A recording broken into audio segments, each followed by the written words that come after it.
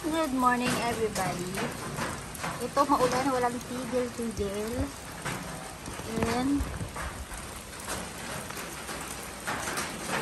syempre araw-araw need namin pumunta dito sa farm kasi ang dami pang gagawin. Ayan, iikot ko kayo. Pasyal tayo din sa pinapagawa natin house.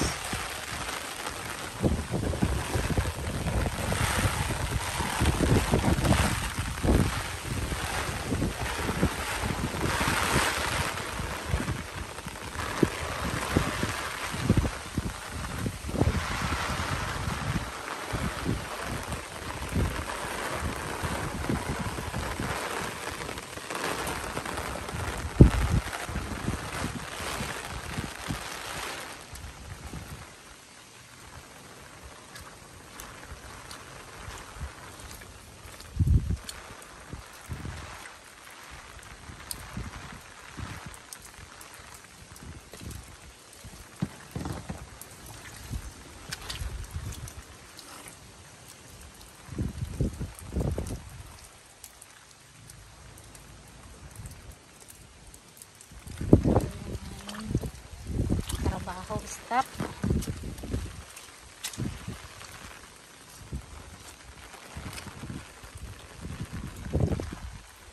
Grabe po talaga ang ulan, as in. Ayan yung mga hindi nila kayang gawin na. Kaya postpone muna.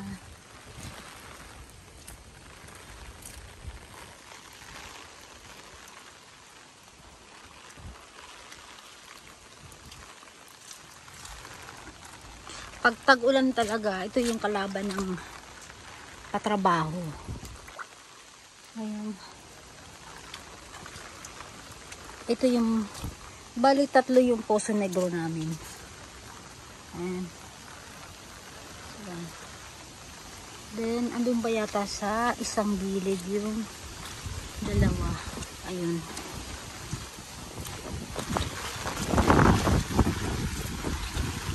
Ulan.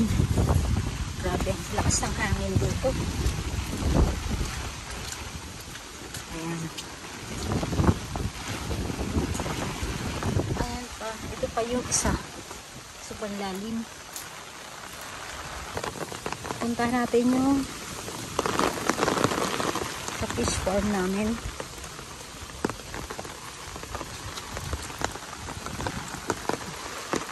Ang dami-dami ng ano dito.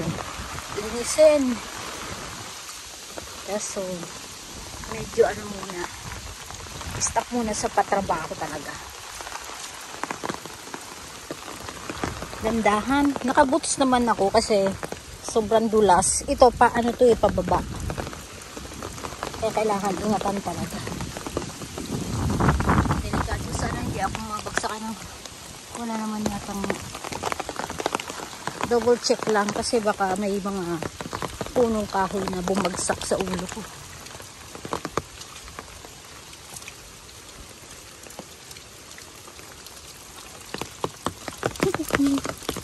Ayun na may nagaan yata, may nagpipishing. Baka tumatay siya. Kaya ko munang puntahan. Ano ang ginagawa niya doon sa dulo? Ingat po, ingat. At baka mabilas tayo. Ayan. Sa baba. Hello! Nakahuli ka na? Ayan. Ayan. Isa. Nakahuli sila ng tilapia.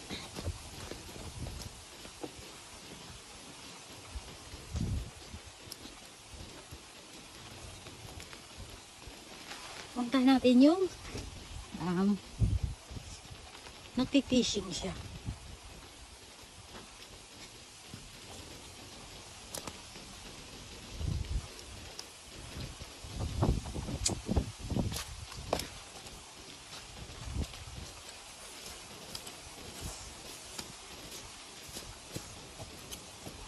Wala kayong ahas dito?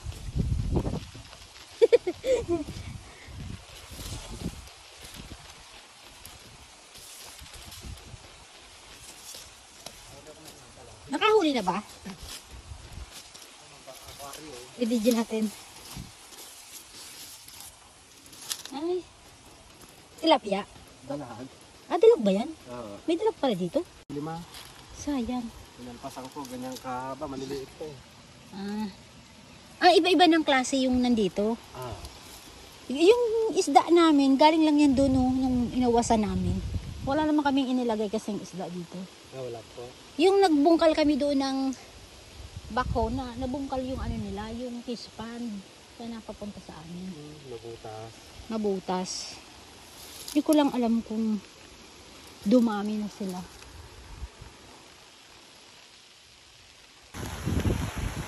Uwi na tayo kasi namimingwit siya. Ayoko naman siyang istorbohin. Kasi palang nangyayari na. Sabi nila, iba-ibang isda, hindi lang tilapia nandiyan. So, kasi hindi ko alam sa pinapakain ng mga isda dyan.